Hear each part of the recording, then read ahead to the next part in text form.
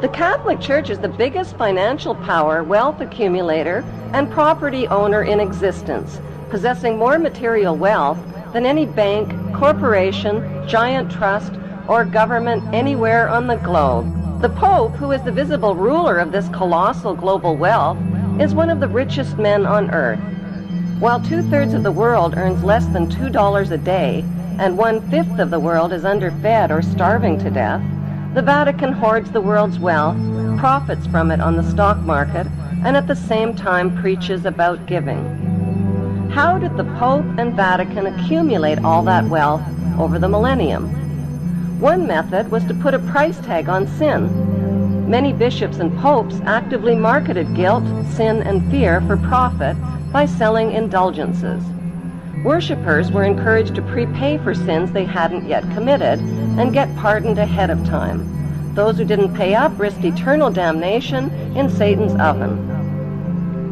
Pope Leo X rebuilt St. Peter's Basilica, selling tickets out of hell and tickets to heaven.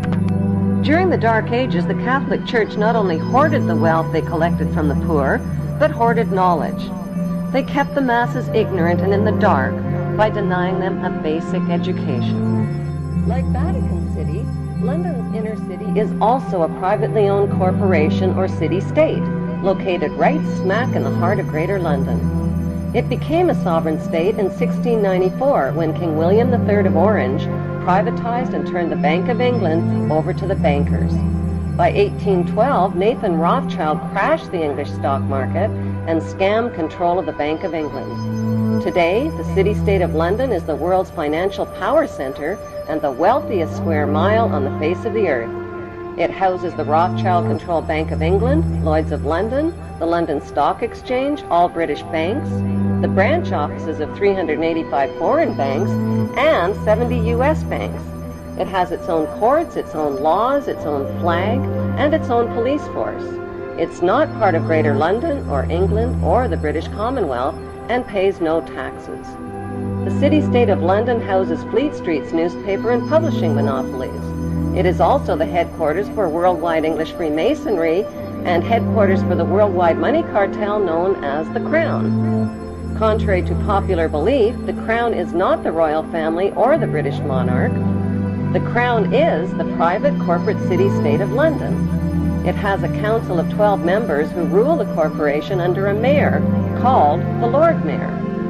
The Lord Mayor and his 12-member council serve as proxies or representatives who sit in for 13 of the world's wealthiest, most powerful banking families. This ring of 13 ruling families includes the Rothschild family, the Warburg family, the Oppenheimer family, and the Schiff family. These families and their descendants run the Crown Corporation of London. The Crown Corporation holds the title to worldwide Crown land in Crown colonies like Canada, Australia, and New Zealand. The British Parliament and the British Prime Minister serve as a public front for the hidden power of these ruling Crown families. Like the city-state of London and the Vatican, a third city-state was officially created in 1982. That city-state is called the District of Columbia and is located on 10 square miles of land in the heart of Washington. The District of Columbia flies its own flag and has its own independent constitution. Although geographically separate, the city-states of London, the Vatican, and the District of Columbia are one interlocking empire called Empire of the City. The flag of Washington's District of Columbia has 3 red stars, one for each city-state in the 3-city empire. This corporate empire of 3 city-states controls the world economically through London's inner city, militarily through the District of Columbia, and spiritually through the Vatican. The Constitution for the District of Columbia operates under a tyrannical Roman law known as Lex Fori, which bears no resemblance to the U.S. Constitution.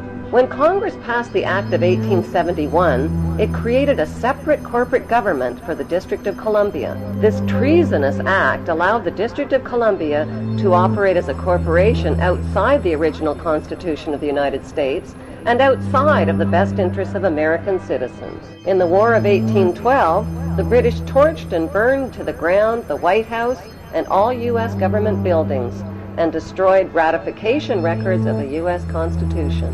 1 century later, a corrupt U.S. Congress committed the biggest theft in world history. They passed Paul Warburg's Federal Reserve Act in 1913, handing over America's gold and silver reserves and total control of America's economy to the Rothschild banksters.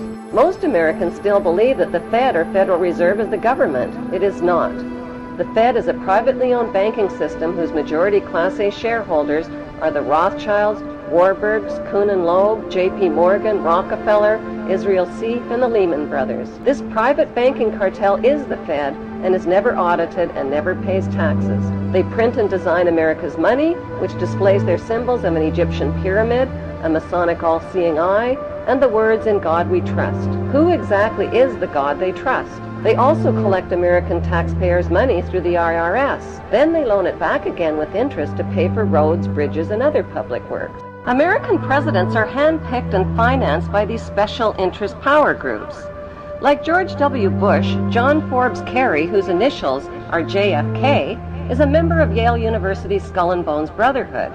The Forbes part of John Kerry's name identifies his descendancy from Captain Robert Bennett Forbes, who was a drug runner for the Rothschilds' opium drug trade with China in the 1800s.